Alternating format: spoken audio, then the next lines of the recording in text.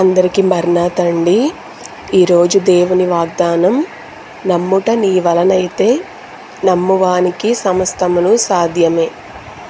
ఈ వాగ్దానము మనందరి జీవితంలో నెరవేరాలని కోరుకుందాం.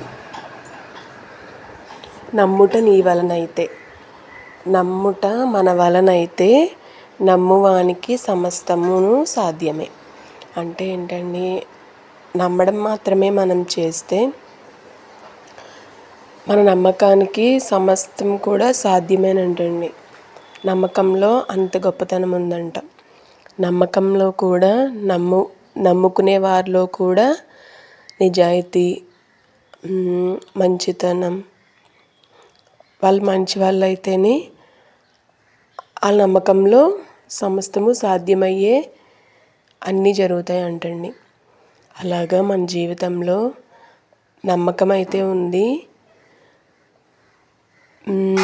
కానీ నమ్మకం ఉండి పనులన్నీ జరగాలంటే కొన్ని లక్షణాలు ఉంటాయి కదా, ఆ లక్షణాలు కూడా మనలో ఉన్నాయో లేదో చూసుకోవాలంటండి. ప్రార్థన చేసుకుందాము. తండ్రి, నమ్ముట నీ వలనైతే నమ్మవానికి సమస్తమును సాధ్యమే అన్నావు. నమ్మడం అయితే వచ్చింది కానీ తండ్రి,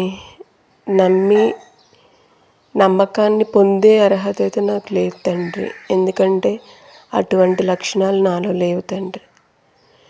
మీరు ఉంచితే ఉంటాయి తండ్రి. మీరు మంచిగా ఉంచాలనుకుంటే మేము మంచిగా ఉండగలం తండ్రి. మేము ఉండాలనుకుంటే మాత్రం ఉండలేం తండ్రి. మీ చిత్తమైతే నమ్మకాన్ని మాలో బలపరిచి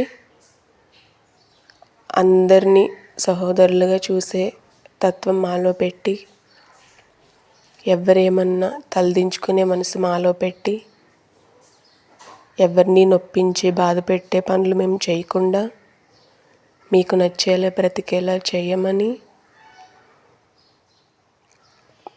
ఎన్ని పనులు చేసుకున్నా ఏం చేసినా అవన్నీ వ్యర్థము, చివరికి మీ రాజ్యం రావాలని, మమ్మల్ని అందరినీ మీరే చూసుకోమని, కాపాడమని, మీ శక్తిని మీ బలాన్ని దయచేయమని, మీ వాగ్దానం నా జీవితంలో నెరవేర్చమని తండ్రి గారి నామంలో, కుమారు గారి నామంలో, పరిశుద్ధాత్మ గారి నామంలో అడిగి వేడుకొంచున్నాము తండ్రి.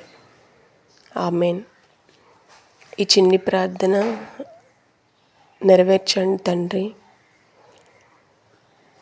ఈ వీడియోని లైక్ చేయండి, షేర్ చేయండి, సబ్స్క్రైబ్ చేయండి. Thank you.